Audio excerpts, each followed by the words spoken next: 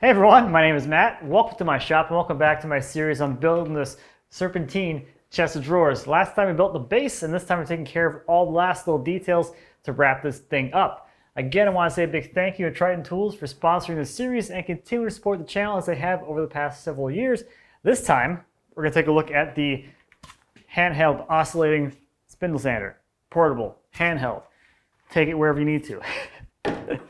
But for now, let's hop into making a top for this thing to top it all off. So here are the boards for the top, which we had selected back in the beginning.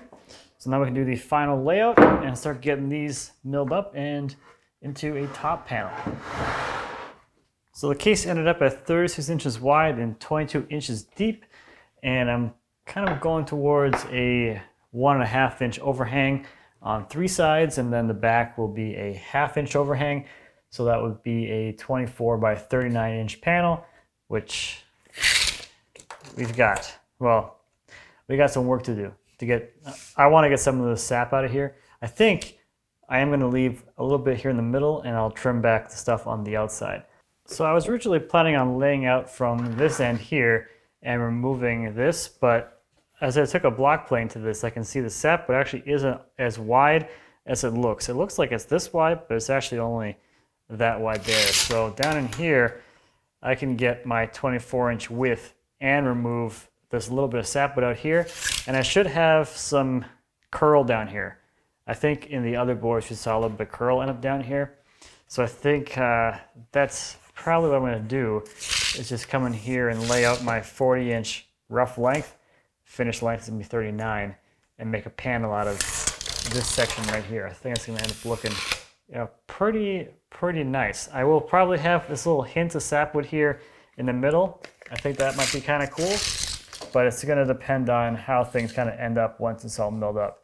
A lot of this might end up just going away as we edge this and clean it up, so it might just eliminate itself, but I don't know. I think this is going to be a pretty nice little top. Let's get cutting this thing up and getting it rough milled. And once it's actually milled up, it'll give us a better idea of what we're actually looking at. So as always, we're gonna do some rough milling now. It should be fun. Start chopping wood up again and making some more parts. Just making parts.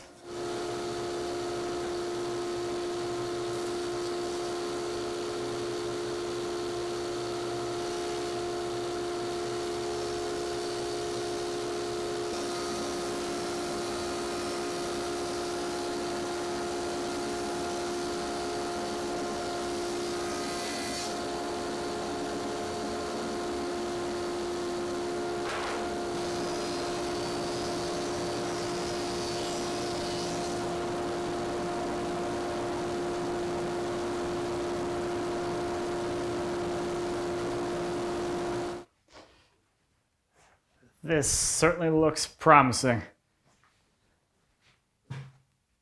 So it has been a few days, actually it's probably more like a week, and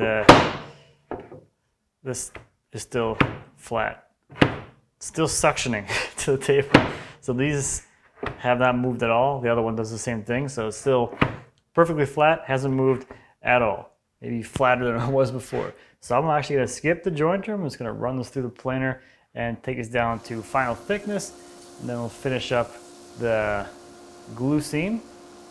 We'll get that glue seam prepped for glue up, and get these things into the clamps to make our panel. Last panel? Nope. Still got drawer bottoms. Not even close.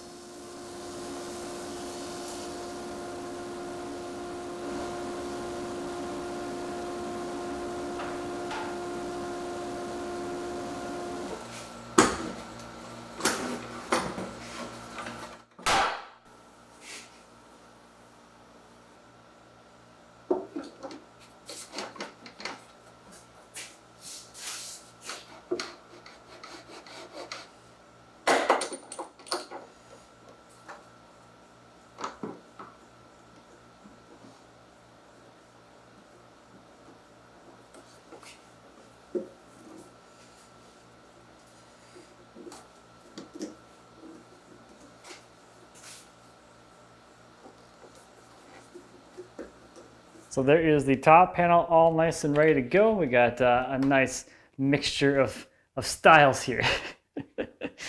So I have been playing around with the kind of intended overhangs and everything with this, and I'm getting a little bit tight, I think. This panel didn't end up quite wide or quite as wide as I was thinking it would. So, and I also have this band of sap, which I don't really want like a big thing of sap right here in the front. You know, this will all be removed with the curve, but we'll come to a point, and I don't want like a point of sap. So I'm trying to eliminate the sap on this front edge. I'll have some along the back, which I think is gonna look pretty cool because we have some sap accents in this piece. So like along the side here, we have a little bit of sap here. That's gonna play in nicely to this bit of sap up in here. So what I'm doing is I'm reducing the overhang on the back. I'm down at 3/16 of an inch, which I think is probably gonna be fine. It's not as traditional as you would see, but as long as you have a little bit of a step here, that just kind of distracts the eye from it being absolutely perfect. So you don't have to worry about it being totally flush. In theory, you should have no issue with wood movement because the top and the subtop will move in unison. But if there's any difference, this little gap here or this little step will hide any inconsistency. So I'm going to go with 1 1/4 inch, or start with that. We're going to see where that leads us. So I have a little tracer circle that I made. Super easy to make. So this is a 2.5 inch diameter, so that's 1 1/4 inch radius. So pretty easy to do that. I use my divider just to scribe a quick line on a piece of MDF, and then I cut that line, or cut the MDF out with the bandsaw, you know, roughly away from the line. Then we can make a little holder jig by drilling through the little MDF disc right in the middle and down into a backer piece on the bottom. And that's going to allow us to create a perfect circle on the sander. We can plunge the disc into the sander until it's at the right distance, clamp that little backer jig thing to the sanding table, and then as we spin the disc through the sander, that's going to give us the desired radius that we want. And now we have a nice, perfect little circle at our custom radius. So I could have gone around like this and just scribed like that with the dividers, but this will give me a nice pencil line to work towards. So I'm going to do that, make my cut lines, and go from there. For the end cuts, I'm going to do that with the track saw. There's a decent chance that these are not going to be perfectly square to the edges or whatever. Doesn't really matter. I can lay that track right on that line and cut exactly where it needs to go. For the curve along the front, that is going to be a different offset than everything else we've done so far. And since there's only one of this curve anyway, I'm just going to just work back to the line. Super easy. There's no real need for me to make a template for this because I'm only going to be doing it once, and it doesn't need to be perfect. It doesn't need to match up with anything. We have 1 1/4 inch of offset, so if it's a little tiny bit off here or there, it's not going to be noticeable at all. So while I'm cutting a serpentine profile into the top, let's take a look at Triton's portable oscillating spindle sander. So this thing is going to be great for two big use cases. First off is going to be taking the tool to the work. Sometimes you have really large pieces that you want to cut some kind of curves in, and being able to actually take the tool to the piece of wood is a lot easier than trying to take a big piece of wood to a stationary tool and work it that way. The other use case for this is going to be someone in a smaller shop. You can very easily set this in a vise, or you can use the included hardware to mount it to any table.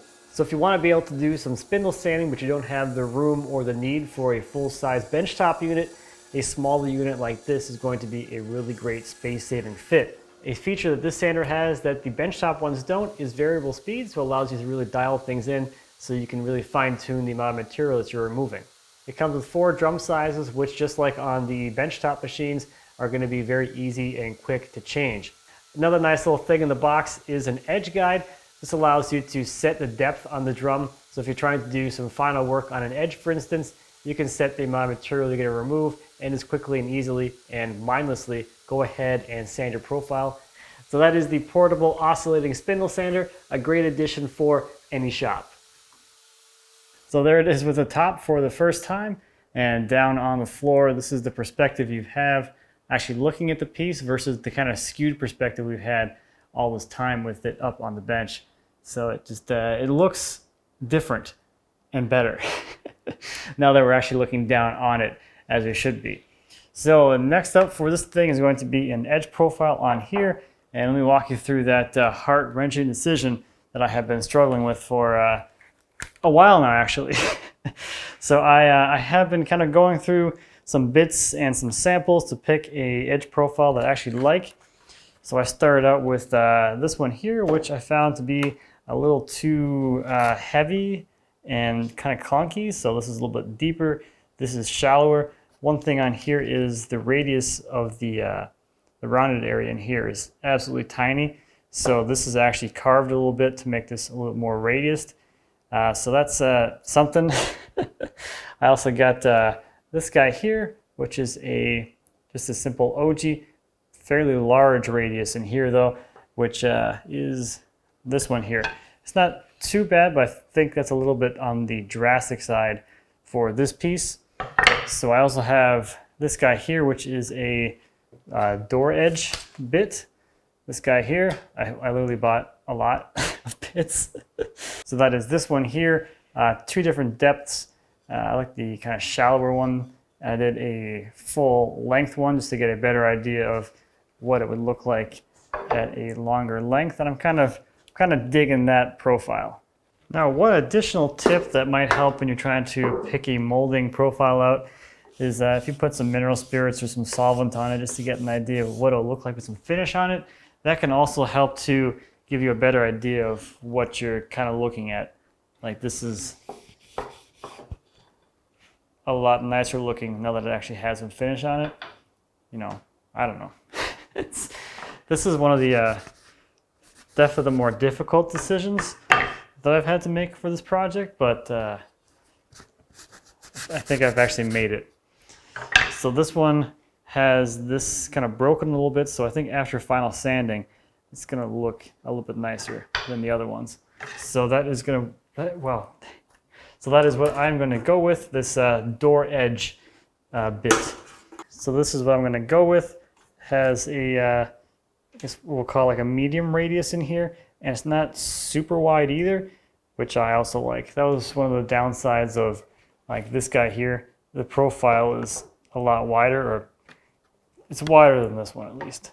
So you end up with a bigger profile or a wider profile. This is a little bit narrower. It makes it look a little more delicate and finer.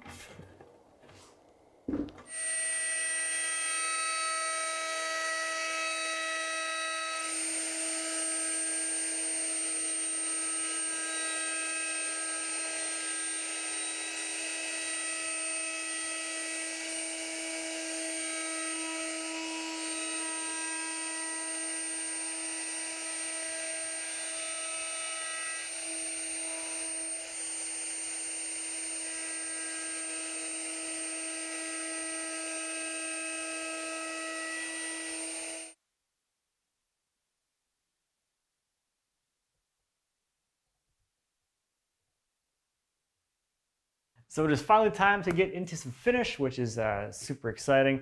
So the case is pretty much finished prep through the entire process or through the project. So there wasn't really anything to do on here. It's all been ready to go since it was put together, which is super nice. I did spray off any sawdust with compressed air, and I wiped the surface down with some mineral spirits, which is going to accentuate any defects in the surface, just like the first coat finish will. And it's also going to remove any last little bit of sawdust or dust that's on the surface. So this will flash off. This is just mineral spirits. That gives you a nice way to preview what's going to happen when the finish goes on. Gives you a chance to correct anything if anything needs to be corrected. Again, there was no problems here. Somehow it's been sitting in my shop and it hasn't been damaged. Somehow.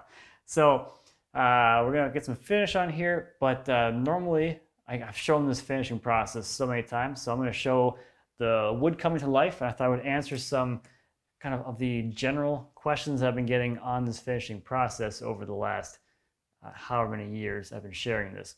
So this is gonna be intricacies of wipe and varnish application, I guess. So two kind of categories of topics, the applicators, and then a little bit on the actual finishing products. So for the applicators, I get asked a lot, like what do I use to apply? And I use some cotton cloth rag things. You can buy these at any home center. It's gonna be in the paint department, and it's just like bulk cutoffs from like a t-shirt manufacturer somewhere. So it's just t-shirt material, and you can just cut it to whatever size you want. This stuff is gonna say lint free, or in this case it says, let's see, low lint. It's gonna have lint. So there is a little bit of prep work that you are gonna wanna do to this before it goes in the finish and then gets wiped all over this thing. You wanna get that lint out of there. So first off, I end up cutting my pieces down because this is a big piece, so I'll probably chop this into like 4 applicators. So as I'm cutting this, it's gonna create some frayed edges, and one thing you can do is just kind of ruffle them up a little bit to loosen them, and that'll help to release them. Ideally, if you can think ahead of time well enough, cut all your pieces and run them through a wash and dry in your machines, and that will help to remove a lot of lint. And coming out of the dryer, these should be pretty well lint free at that point. I typically don't have that kind of forethought, so another thing you can do is after you cut it, just take some compressed air and blow the rag out. That's going to clean it, which is kind of nice. And you'd be surprised how much stuff comes flying out of these rags. So that is a applicator ready to go. Again, I don't have the forethought to go out and put these in the laundry. So I just ruffle them, blow them off, and they are good to go. Now the next thing is going to be on the finishing products themselves. So I like to use Armor Seal. This is going to be true of any wipe-on product if you're mixing it or you're buying one of the many ones that are out there. So over time, if they're sitting around, they will start to kind of degrade. You can use some Bloxygen or something like that to help prevent it, or like a stop loss bag, different ways of bagging things and storing things. But regardless, if you have some negative space in your can, it's going to degrade and it's not going to apply the same as a fresh can. So for a project like this, I'll go out and buy a new can so I have it. The old stuff can still go on, and it works really well for your seal coats because you're not really worried about application quality at that point. When it really becomes an issue is when you're trying to do those final builds and you're trying to have no streaks in your finish. So whatever can I have lying around is the oldest. That's what I'm going to use first, just to kind of get rid of it. Essentially, it becomes just a sealing product. It comes into like another question I've gotten over the years too, is why don't I use a separate sealing product? It's just to have less things around. That's really about it. You can buy a separate sealing product if you want, or you can just use the same product. It doesn't really matter. I use the same product because it helps me get rid of the old stuff. So for the first couple of coats, I'll use this stuff out of this gallon thing. It's like half full. It's not new enough to apply evenly enough for a good top coat. So this will get used up on this first one. And on that first one, the wood's super thirsty. So it's going to get rid of a lot of finish, which is kind of nice. And you can save your good stuff for the top coat. So that's just a little bit about some of the intricacies of this process. Otherwise, you see me do this many times. So it's the same as always. We're going to do 5 coats. The first 1.5 coats is just a seal coat. It's going to penetrate into the wood and form that initial layer. Coats 3 and 4 are going to be your build coats, and then the 5th coat is going to be the final sort of touch-up finessing coat, which the 5th coat doesn't really do anything except fix the sheen on the 4th coat. So that's it. So it's been 2 days and I have 4 coats of finish on here, and I'm getting ready to apply the 5th coat. And with this finishing process, the 5th coat is probably the most important. I mean, the fact that it's a 5th coat doesn't really matter. It's the last coat. So with this, you put on as many coats as you want to get the build you want. This is kind of the final look as far as the sheen that I want. So one more than that would be the final coat. In this case, 5. So the 5th coat is essentially a fixing coat. So at this point, we have a pretty good surface but it has some dust nibs in it. If you have any streaks or anything like that, this will be the step that removes all that and makes everything perfect. Everything beneath that last coat is going to be perfect. So with this one, if you haven't been doing a good job of sanding between coats and you have a lot of dust nibs and things, this coat you can sand a little more aggressively if you want. That is definitely an option. I usually sand a little more aggressively because I'm not too worried about what I'm going to do to the surface. That last coat is going to essentially go on really thin. It's going to fix the sheen issues that I have now by changing the sheen from sanding it. And we're going to put it on super duper thin, and that is going to cause it to dry to the touch very quickly. So it's going to have much less chance of having dust nibs settle in it. So you end up with a surface that is essentially as smooth as it is right now after sanding.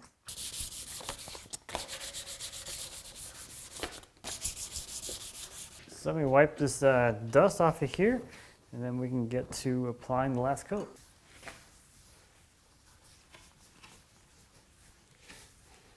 The cleaning step is also, more important on this coat because you don't want any little nibs and junk in your finish at all.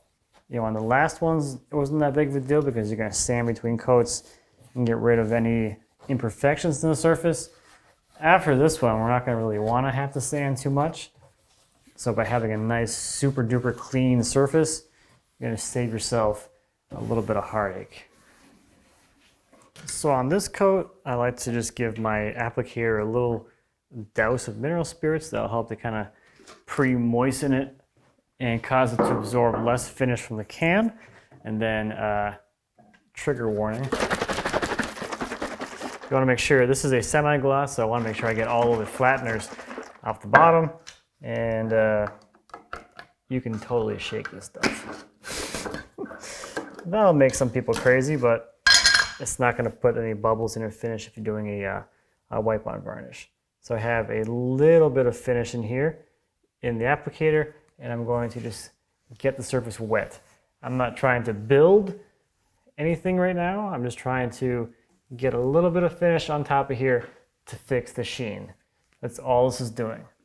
And the thinner the finish goes on, the faster it dries, the less time stuff has to settle in the finish.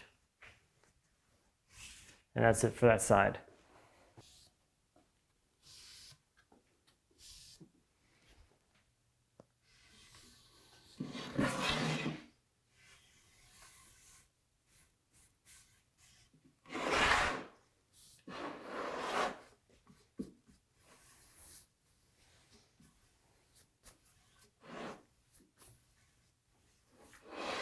And in the time it's taking me to go around and apply finish to everything else and come back to this part, this is dry to the touch now. It's been maybe, 8 minutes or so. So that's not gonna really pick up any dust or anything floating around. So it should end up being very smooth when I check on it tomorrow morning. So this has been sitting for about a week now, and it's fully cured. And we can go around and start seeing where we have any more defects. This is gonna be a very tactile experience, just looking for any more dust nibs that might be there, at least for me. This is good. This foot feels pretty good. I'm trying to find something. It's a little bit of a rough spot here. So I have some 1000 grit sandpaper. You can use anything super fine. And just a little light sanding. You're not trying to change any sheen at this point. We're just trying to knock off any rough spots. This is a little rough right here. Like no pressure, it's gone. That feels good. So this is all good to go for some of these final assembly work. Yes!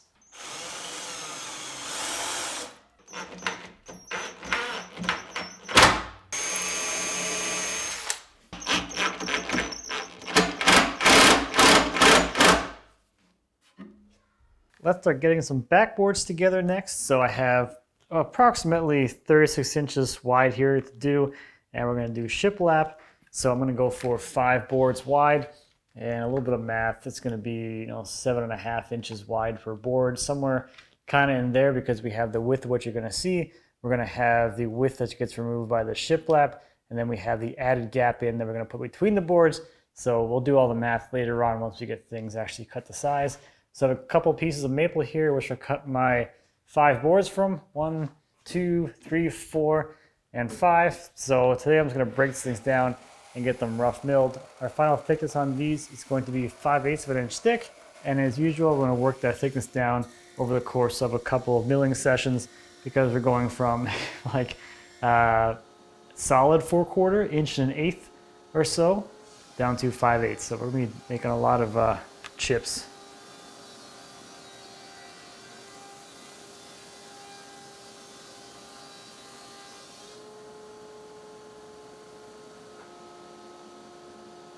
So here are my planed down backboards. They're down to size. I've laid things out. I have some heartwood out here on the outsides, which will go against that walnut. I think that's going to look kind of nice. Get some fun kind of patterning in the boards here in the middle, which should be kind of fun. So now for the final width on this, we're going to do a shiplap. So we'll have these 2 boards lapped over each other, and we'll have an 1/8 inch gap in between.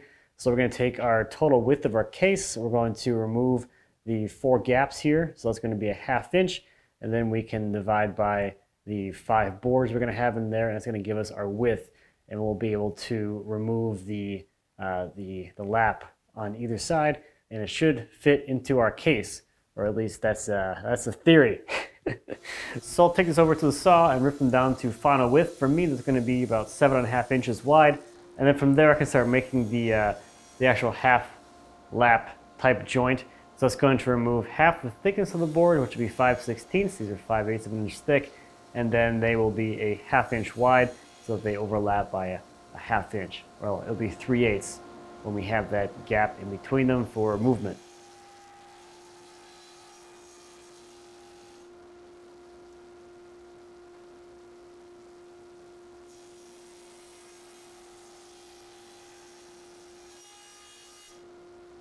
So I have my shiplaps cut now, and I just want to double check to make sure my math actually worked. So I'll take a measurement on here with these fully closed. I'm at 36 and 1/8, and we're going to add 4/8 into the middle, so that's going to be 36 and 5/8. So when I take my 1/2 inch off of the outside boards, they'll drop me down 1 inch, back down to 35 and 1/8, which is what I want for the back of my case. So now that's kind of out of the way, I will do my last rip cuts on those outside boards, and then cut them down to final length, and that'll be it for backboards, I guess.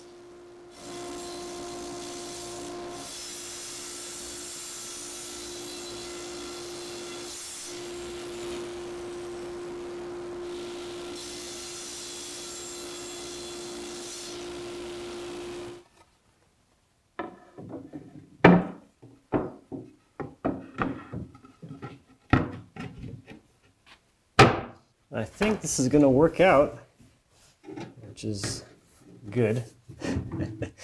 So there we go. There's our 5 backboards, all pretty much ready to go. Normally I wouldn't apply finish to these, but I think just to keep the uniformity of the rest of the case, like the bracket feet down here, I'm going to go ahead and put a coat of finish on these. That should help kind of even things out, and then we'll do the final installation with a single screw on top and bottom of every one of them after finish.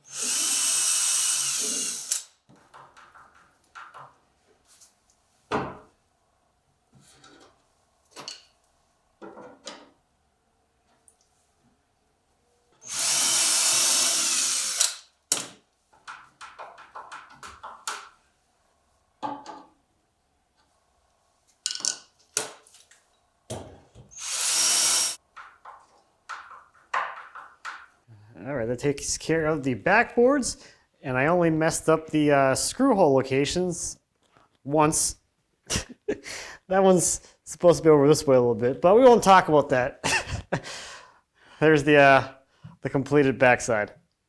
So we're getting down to the last little details now, so we're on to hardware. So I'm going to do these bale and pull style Chippendale-ish pulls from Horton brasses. I've been using their stuff for like 10 years now, and they've been a sponsor for almost 2 years now as well. So to celebrate this build, they actually sent out every single finish of their hardware that they offer. Because I personally, I've never seen them all laid out side by side like this before. So I think it's gonna be really cool to see all these different ones here. I normally use the light antique finish. It's kind of a nice sort of middle of the road kind of look, but obviously they have a lot more different styles. If you want to do just a simple bright brass, those will patina over time if you don't give them a coating or anything. So you have some kind of interesting options. I will go ahead and put all these onto the Serpentine chest to kind of show what they all look like. And I'll do that kind of at the ending. To follow through with the hardware installation in this video, we're just going to go ahead and do the light antique and kind of go from there. I'll swap them out later because that's going to be a lot of swapping. So the Serpentine shape of this obviously makes mounting the hardware a little more difficult, well, slightly more difficult than on a flat front, because now we have to deal with this curve. So we have just a little bit of curvature to deal with, not a big deal. So we will bend these things into the shape. If you had a much more severe bend than this, you may want to do that with a form. I'm just going to bend these by hand and just put a little curve into the hardware so it just rests down into the curve or onto the curve. All right, so I'm going to start laying these things out, getting them all in place, and then, oh boy, drilling some holes through the drawer fronts that I spent I don't know how long making look right. So that's always a little scary, I guess. Something I don't really enjoy, but it's part of the process.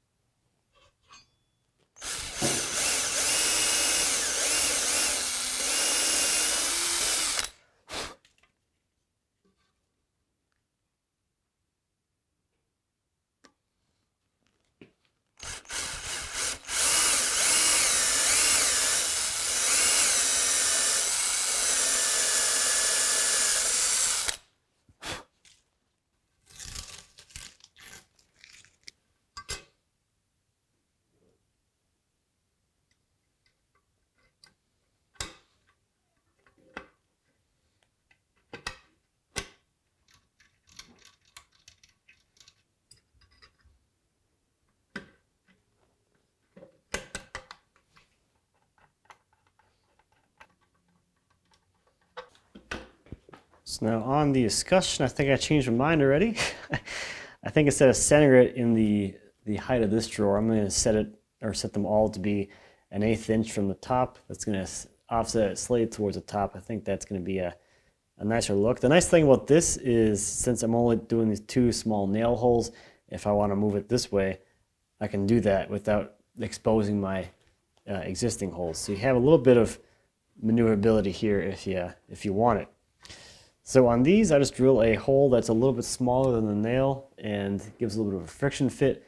When I do the final installation for these, I'll put a little bit of CA glue down the hole before I drive the nail.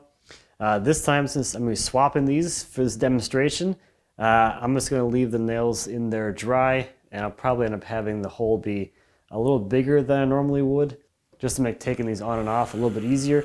But normally, it would be a friction fit on a nail with some glue down the hole, and that's the final install on the escutcheons.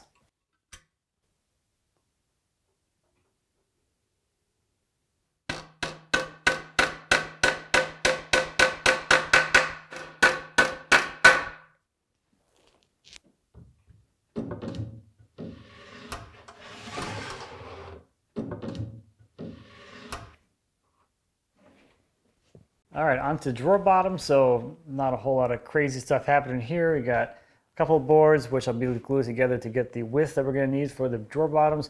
I get 2 out of this pair, and I have another board there, another board somewhere else. So I can get some more pairs. So at this point, I'm just gonna chop these things up, and we'll get our rough boards kind of milled up.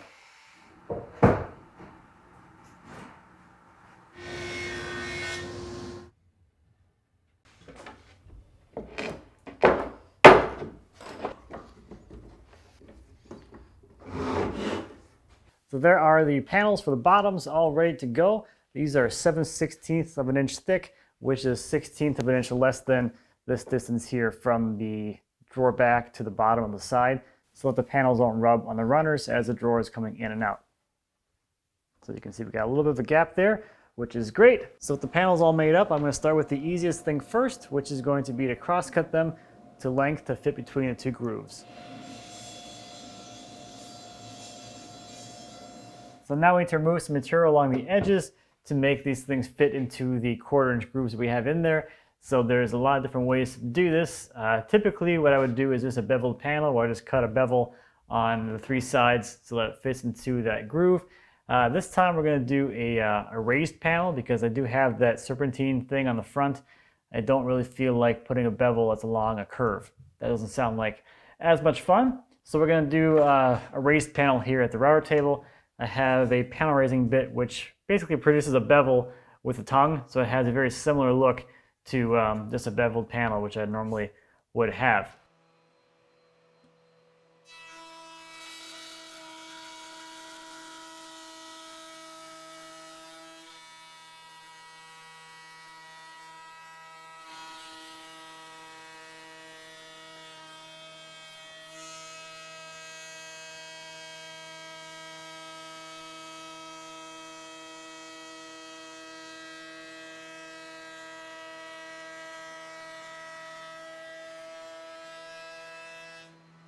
All right, so that takes care of the 2 edges. Now we just need to do the crazy front. So I'm going to flip this thing over and bring in the drawer box. And with it aligned left to right, I can go ahead and just trace the curve right onto my drawer bottom.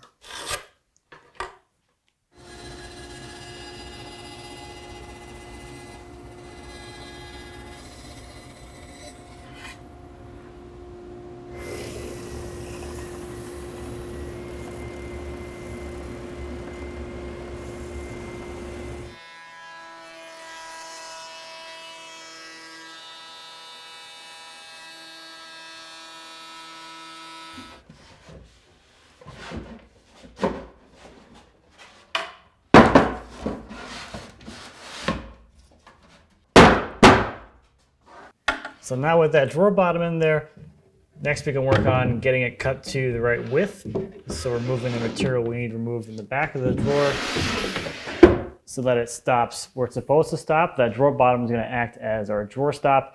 And because that bottom is oriented so the grain expands and contracts this way, just like the case, the whole case and drawer bottom will expand and contract at roughly the same rate, which will keep the drawer at the right stopping point at the front of the case. So we need to remove whatever material we need for this drawer to go all the way back inside of here, past this bead. So I got a combination square here, and I'm going to go pretty conservative on this. Take a quick measurement here. That's 1 1/16 inches.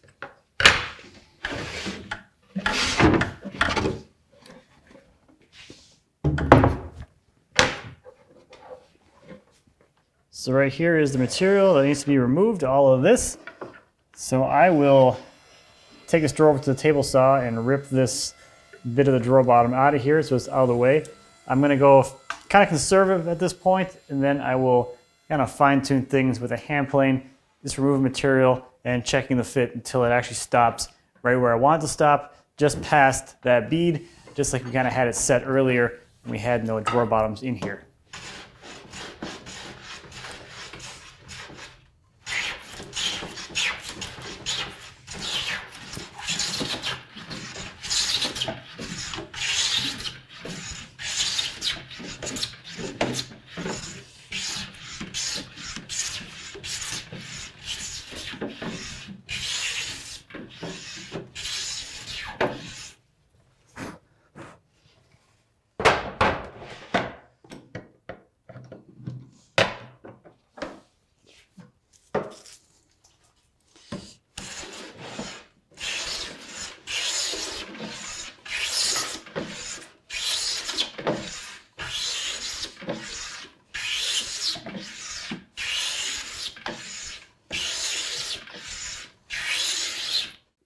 right, so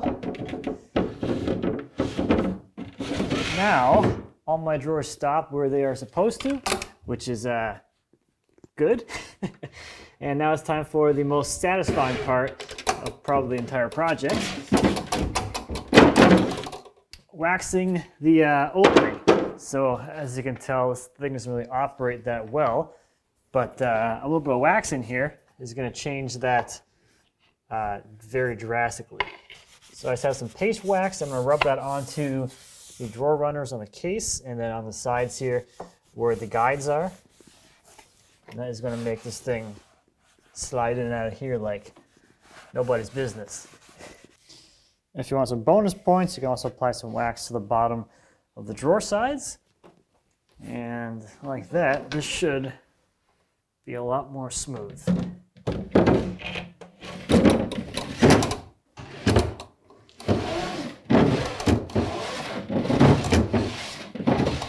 That's better. This one's not done yet. This one's done. This one's done. Let's do this one.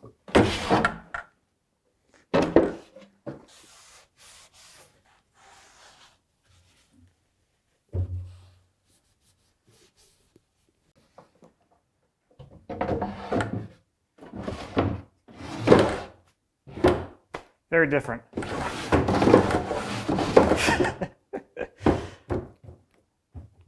All right, so that's just about it. There's one last little thing that I'll do here as I'm bringing this thing into the house. And that is to attach the drawer bottoms to the drawer back. So I'll cut a little slot in the back of the drawer bottom. Not deep enough so you can see it from the inside of the drawer. And that is where I will secure it in the back with a screw. And that slot will allow the drawer bottom to float in and out behind that drawer back.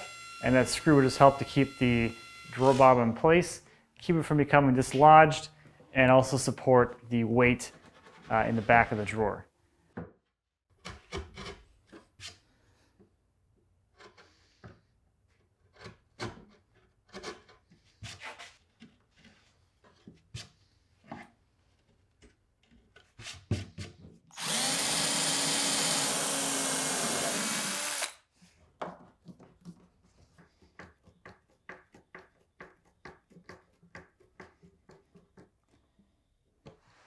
So here's a finished Serpentine chest of drawers next to the dressing vanity.